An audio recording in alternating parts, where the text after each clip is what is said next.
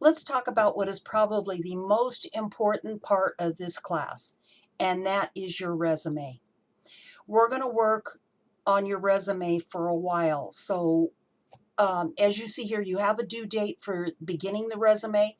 And what that is that is going to be a draft of your resume. So, and also down in this module here, it says begin cover letter and resume.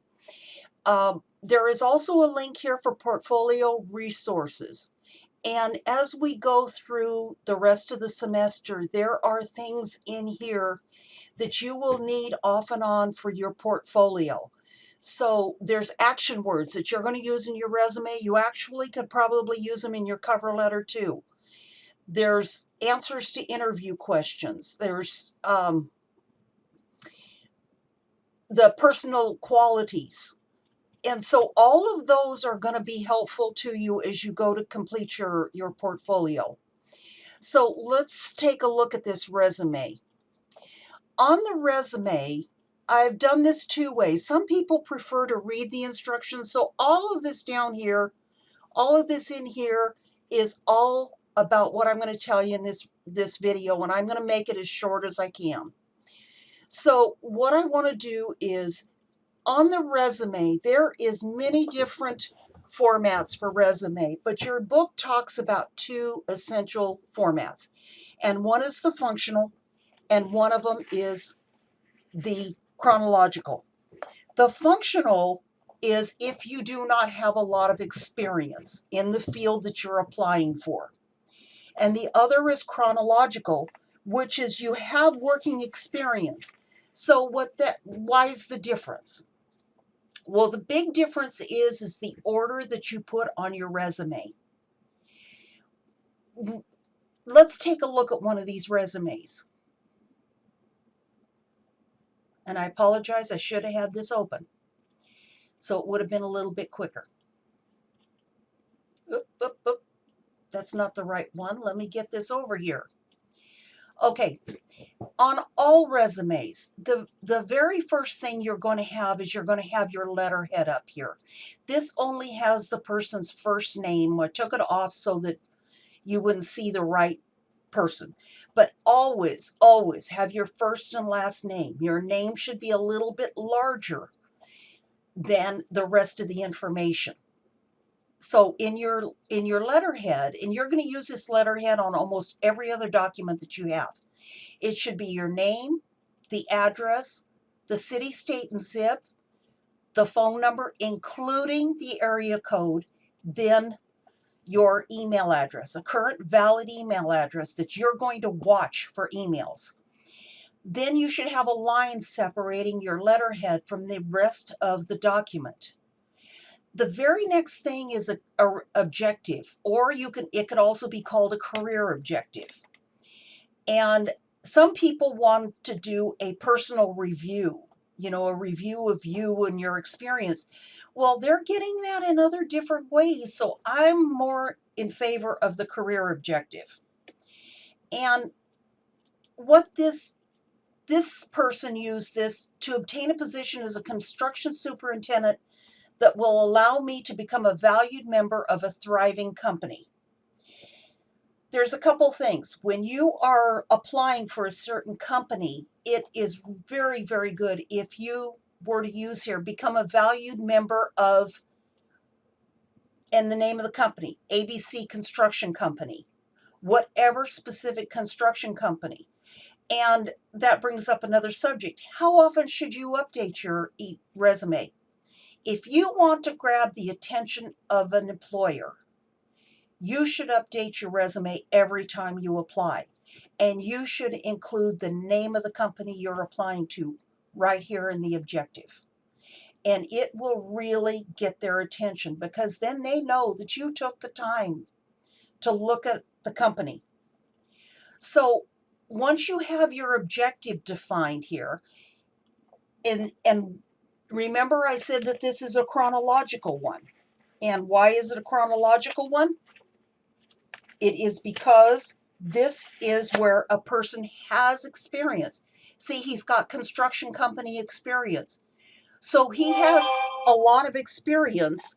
So I'm going to go ahead and say that he should include this in chronological, have his experience first, then his education, and then he has qualifications down here. If he did not have much experience, I would say put your education up top, or put your skills up top, and put your experience down at the bottom. You've got more, you may have more education and qualifications than you have actual experience. So whatever you have most of should be at the top to get their attention. So this is one format for a resume. It's, it's got the experience title over here. It's got dates, the company of the name, and the location. You want to include the location. And then bullet points. Don't include big, long paragraphs. This should be bullet points so that they'll ask you information beyond that. Okay? Then they had a separate title at the same company. See how they separated this out? So they must have gotten a promotion. Always have your most current job on the top. Okay, so they went from an internship to an assistant to a project superintendent, all over the span of 7 years. Then their education, make sure that you include Fresno City College. I cannot tell you how many resumes I get that does not include your current education. If you want to include your high school, do not put the dates on here.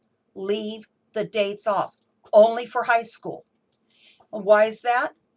Because they should not be asking you dates when you graduated from high school. Employers can take that and say, oh, you graduated in 1972.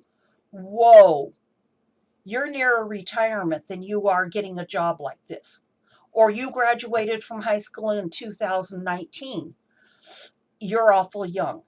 So don't give them that option until you get your foot in the door to have a talk with them. Okay, now your qualification, this is great. This is where you're going to put your licenses, your degree, anything that you have. It's not only, when you look at this, you've got several different types of qualifications. You've got actual work qualifications, experience on a project. You've also got soft skills, which, what are soft skills? They are the personal skills that you bring to a job. It's like you're a fast learner, you're a great supervisor, something like this. So that's where you can title this one of two things, qualifications or skills. So I see it both ways. Now, there's another, let me see here. Is that the one no, here's a different one. This person has more skills than they have experience. So this one is trying to apply for a job working with computers. And see, he says through this company. Wouldn't that be a lot better if you could say through working hard with Best Buy or something like that, where you're working with computers? So he put his skills first because that's what he has. He has a lot of skills. Work experience, he did theater lighting. Well, that has nothing to do with computers. None of these do. That's why he put his skills up there. And education, he's got pursuing an associate's degree in computer science. He should have put his dates. But you see, his strength is in his skills. That's why he put that there. And then we've got, let me see here. That's the chronological one. And I have one last example here for you.